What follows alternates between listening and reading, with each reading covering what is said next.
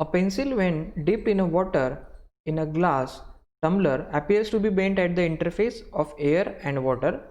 Will the pencil appear to be bent to the same extent if instead of water we use liquid like kerosene or turpentine? Support your answer with reason.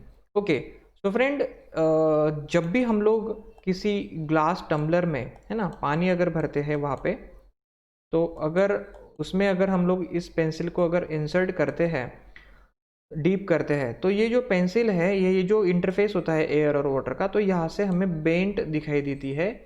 तो ऐसा क्यों होता है, ये हमें इस question में पूछा गया है। और हमें ये भी पूछा गया है कि इस वाटर के अलावा अगर हम लोग लिक्विड चेंज करते हैं, केरोसिन, टर्पेंटाइन, तो वो जो बेंडिंग होगा वो सेम एक्सटेंट में होगा या फिर डिफरेंट एक्सटेंट में होगा। That is also we have to explain. तो इस कंसेप्ट को ठीक से समझने के लिए एक डायग्राम यहाँ पे ड्रॉ कर दी गई है। इस डायग्राम से हम लोग इस कंसेप्ट को समझने की कोशिश करते हैं।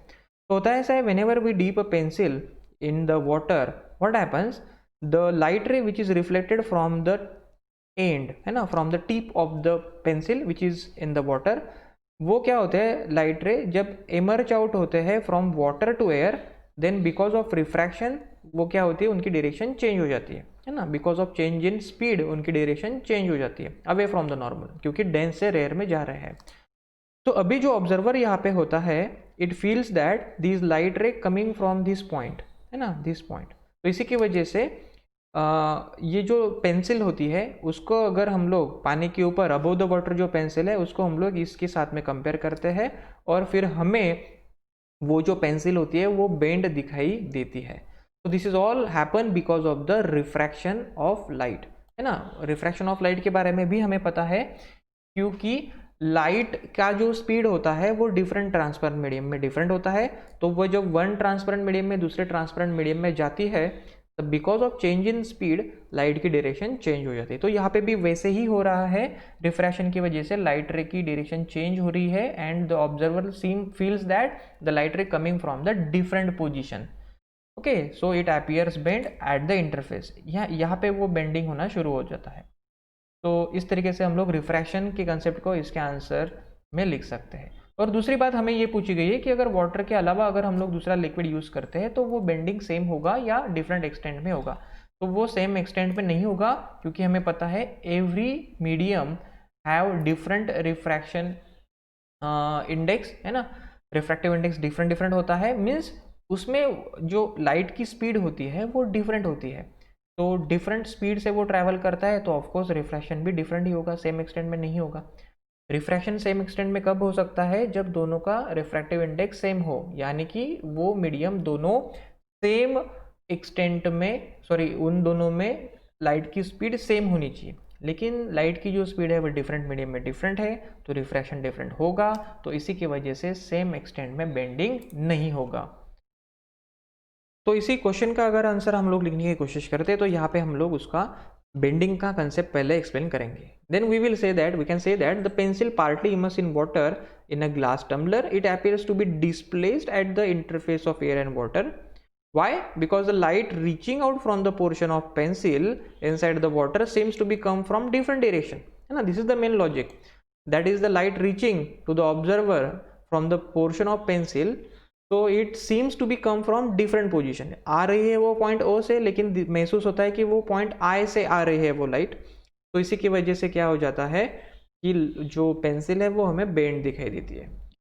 और दूसरी बात जो है वो सेम एक्सटेंट में बेंड होगी या डिफरेंट एक्सटेंट में बेंड होगी डिफरेंट मीडियम में, तो भाई the pencil appears to be bend to the different extent if instead of water we take some liquid like kerosene and turpentine. Why? Because their refractive indices are different. So because of that, they turn produces deviation from incident ray by different extent. सभी का refractive index different है, वो सभी अपने अपने refractive index के हिसाब से लाइट रे को रिफ्रैक्ट करेंगे। तो this is the answer of this question number 21। Question number 23, how is the refractive index of medium related to the speed of light. Okay, तो हमें यहाँ पे ये पूछा गया है कि रिफ्रैक्टिव इंडेक्स किसी भी मीडियम का वो जो है वो स्पीड ऑफ लाइट से किस तरीके से रिलेटेड है, वो हमें यहाँ पे बताना है। और उसके बाद में obtain an expression for refractive index of medium with respect to another in terms of speed of light. Okay, तो उसके बाद में हमें एक एक्सप्रेशन भी बनाना है, refractive index of one medium with respect to refractive index of another, और वो भी in terms of speed of light हमें बनाना है। तो वन बाय वन हम लोग इस टॉपिक को ठीक से समझते हैं। सबसे पहले हम लोग ये जानने की कोशिश करते हैं कि ये जो रिफ्रैक्टिव इंडेक्स है और ये जो स्पीड ऑफ लाइट है ना, रिफ्रैक्टिव इंडेक्स किसी भी मीडियम का और स्पीड ऑफ लाइट, इसमें क्या रिलेशनशिप है। सबसे पहले आप लोगों को रिफ्रैक्टिव इंडेक्स के बारे में पता होना चाहिए कि refractive index of any medium वो हम लोग कैसे डिफाइन करते हैं। It can be define as it is the ratio of speed of light in vacuum and to the speed of light in that medium. आपको किसी भी मीडियम का अगर आपको रिफ्रैक्टिव इंडेक्स चाहिए तो हम लोग क्या करेंगे, हम लोग क्या speed of light in vacuum जो होगा है ना, speed of light in vacuum जिसको कि हम लोग डिनोट करते हैं सी से, उसको हम लोग उस मीडियम में लाइट की क्या स्पीड है उससे डिवाइड कर देंगे। तो speed of light in that medium, तो ये जो वैल्यू आएगी वो होगी उस पर्टिकुलर मीडियम का रिफ्रैक्टिव इंडेक्स। मैं फिर से रिपीट कर रहा हूँ, please note this important concept. अगर हमें रिफ्रैक्टिव इंडेक्स चाहिए किसी भी मीडियम का तो हम लोग वो कैलकुलेट कैसे करते हैं। तो भाई रिफ्रैक्टिव इंडेक्स जो होता है जनरली म्यू इस लेटर से डिनोट किया जाता है। तो रिफ्रैक्टिव इंडेक्स हमेशा कैलकुलेट करने के लिए speed of light in vacuum जो होता है उसको हम लोग डिवाइड करते हैं speed of light in that medium. अगर सपोज मीडियम है, कोई भी ए मीडियम है, मुझे यहाँ पे उसका रिफ्रैक्टिव इंडेक्स फाइंड आउट करना है, तो मैं क्या करूँगा, speed of light in vacuum को divided by speed of light in medium A में जो भी लाइट की स्पीड होगी उससे मैं वैक्यूम में जो लाइट की स्पीड है उसको डिवाइड कर दूंगा। तो ये जो आंसर आएगा so that will be the refractive index of medium ए। इस तरीके से हमें इस कंसेप्ट को ठीक से समझना है। तो एक कंसेप्ट तो हमें यहाँ पे समझ में आ गया कि रिफ्रैक्टिव इंडेक्स और उस स्पीड ऑफ लाइट में क्या रिलेशनशिप है। तो रिफ्रैक्टिव इंडेक्स ही हम लोग ऑब्टेन करते हैं स्पीड ऑफ लाइट से। तो refractive index of any medium कैसे कैलकुलेट करते हैं हम लोग, speed of light in vacuum divided by speed of light in that medium. इस तरीके से हमें रिफ्रैक्टिव इंडेक्स और स्पीड ऑफ लाइट का रिलेशनशिप यहाँ पे पता चल गया। उसके बाद में हमें एक एक्सप्रेशन भी ऑब्टेन करना है। देखो, obtain an expression for refractive index of a medium with respect to another in terms of speed of light. Okay, तो सपोज यहाँ पे दो मीडियम हो गए, सपोज मीडियम ए और मीडियम बी, तो हमें दोनों का जो रिफ्रैक्टिव इंडेक्स है, इसको मैं रिफ्रैक्टिव इंडेक्स 1, इसको रिफ्रैक्टिव इंडेक्स 2, तो हमें दोनों का एक रिलेशनशिप एक्सप्रेशन यहाँ पे चाहिए, वो भी in terms of speed of light है ना। स्पीड ऑफ लाइट से रिलेटेड हमें इसका एक्सप्रेशन बनाना है। तो चलो कैसे बनाते हैं इस एक्सप्रेशन को वो भी हम लोग यहाँ पे समझ लेते हैं। तो दो मीडियम है भाई, तो सबसे पहले हम लोग क्या करेंगे, हम लोग कंसिडर करेंगे जो पहला मीडियम है, फर्स्ट मीडियम, उसका रिफ्रैक्टिव इंडेक्स μ1, सेकेंड मीडियम जो है उसका रिफ्रैक्टिव इंडेक्स μ2। हमें इनका रिलेशनशिप बनाना है इन terms of speed of light. तो हम लोग कंसिडर करते हैं कि जो स्पीड ऑफ लाइट है मीडियम 1 में तो वो होगी v1, और जो स्पीड ऑफ लाइट होगी मीडियम 2 में वो होगी v2। तो हमें इनका रिलेशनशिप अभी यहाँ पे बनाना है। उससे पहले जो हम लोगों ने जस्ट फॉर्मूला डिस्कस किया, तो सबसे पहले हम लोग क्या करते हैं कि दोनों का रिफ्रैक्टिव इंडेक्स और स्पीड का एक रिलेशनशिप यहाँ पे फॉर्म आउट करते हैं। तो हमें पता है किसी भी मीडियम का रिफ्रैक्टिव इंडेक्स क्या होगा, speed of light in vacuum divided by speed of light in that medium. तो हम लोग सबसे पहले मीडियम 1 का, फॉर मीडियम 1 हम लोग रिफ्रैक्टिव इंडेक्स का एक इक्वेशन बना लेते हैं।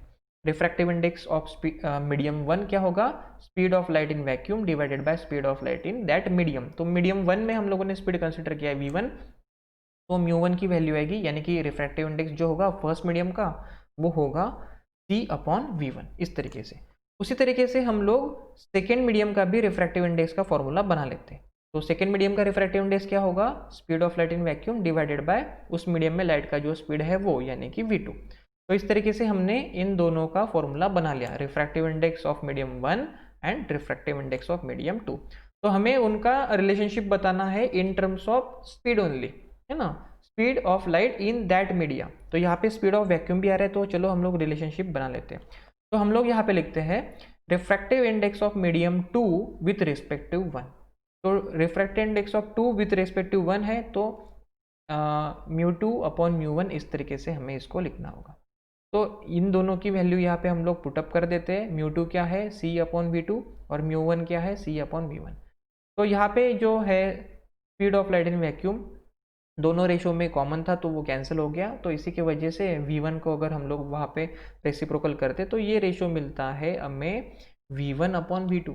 यानी कि एक बात यहाँ पे हमें पता चल गई कि अगर मैं refractive index of medium 2 with respect to refractive index of medium 1 लेता हूँ तो वो आएगा velocity of light in medium 1 divided by velocity of light in medium 2। इस तरीके से हमें ये एक्सप्रेशन यहाँ पे मिलता है ना। तो हम लोग लिख सकते हैं refractive index of medium 2 with respect to 1 क्या होगा, speed of light in 1 divided by speed of light in medium 2। तो इस तरीके से हमें इस एक्सप्रेशन को ऑब्टेन करना है, समझना है। Question number 24, refractive index of diamond with respect to glass is 1.6 and absolute refractive index of glass is 1.5. Find out the absolute refractive index of diamond. Okay, तो भाई देखो हमें दिया क्या गया है, refractive index of diamond with respect to glass हमें दिया गया है, इसकी वैल्यू है 1.6। उसके बाद में हमें दिया गया है absolute refractive index of glass दिया गया है हमें 1.5। तो हमें फाइंड आउट करना है absolute refractive index of diamond, है ना। तो इसके लिए हमें एक फॉर्मूला यहाँ पे पता होना चाहिए, refractive index of diamond with respect to glass is equal to absolute refractive index of diamond divided by absolute refractive index of glass. तो चलो मैं वैल्यू पुटअप करता हूँ। इसकी जो वैल्यू है डायमंड टू द ग्लास हमें दी गई है यहाँ पे 1.6, तो इसको ही मैं यहाँ पे कंटिन्यू करता हूँ। तो 1.6 is equal to absolute refractive index of diamond, वही हमें फाइंड आउट करना है, तो मैं यहाँ पे लिख देता हूँ वही।